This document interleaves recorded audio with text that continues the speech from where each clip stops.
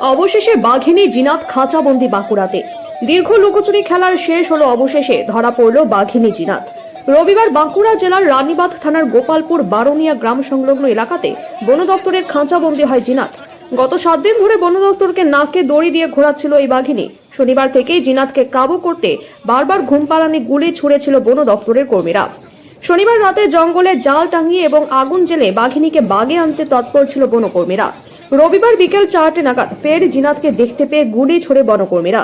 সেই গুলি লাগে জিনাতের গায়ে, তাতেই কাবু হয় সে। জানা গেছে, শনিবার সকালে পুরুলিয়া জঙ্গল থেকে বাঁকুড়ার রানীবাঁধ সংলগ্ন গোসাইডিহি রামলা গোয়া জঙ্গলে আশ্রয় নেয় বাঘিনী। তার উপস্থিতি সেখানে নিশ্চিত করার পরই বন দপ্তর গুলি ছোড়ার সিদ্ধান্ত নেয়। তাকে গুলিও ছোড়া হয়, কিন্তু সে লুকিয়ে পড়ে জঙ্গলে।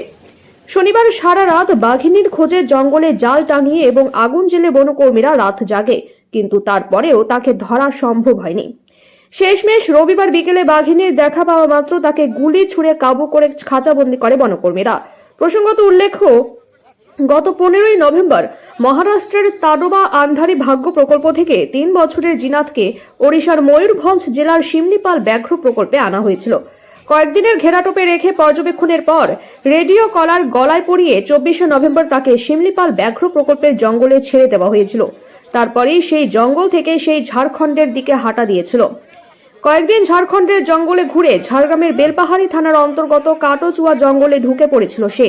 এরপর সেখান থেকে পুরুলিয়ার জঙ্গলে পৌঁছে গিয়েছিল বাঘিনী। শনিবার সকালে সেখান থেকে আস্তানা বদলে পৌঁছে গিয়েছিল গোসাইডিহি গ্রামে।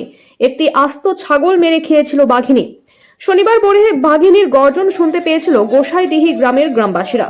বাঘিনীর গলায় থাকা রেডিও কলার তার সিগন্যাল অনুসরণ করে বন দপ্তরের কর্মীরা সেখানে পৌঁছেছিল। এরপর বন দপ্তর জানতে পেরেছিল ওই গ্রামের অদূরে মুকুটমণিপুর জলধারা লাগোয়া ছোট জঙ্গলে আশ্রয় নিয়েছে বাঘিনী। গোটা জঙ্গল ঘিরে ফেলা হয়েছিল নাইলন দড়ি দিয়ে। গ্রামবাসীদের ওপর বাঘিনীর হামলা ঠেকাতে রাস্তা ও জাল দিয়ে ঘিরে ফেলা হয়েছিল। জঙ্গলে একাধিক খাঁচা পাতার পাশাপাশি 2টি মহিষকে টোপ হিসেবে রাখা হয়েছিল। গত কয়েকদিন ধরে এই রাজ্যের জঙ্গল থেকে অন্য রাজ্যের জঙ্গলে আস্তানা বারে বারে বদলে নাকে দড়ি দিয়ে বন দপ্তরকে ঘোরানোর পর ঘুম পাড়ানি গুলিতে রবিবার বিকেলে কাবু হলো জিনাত।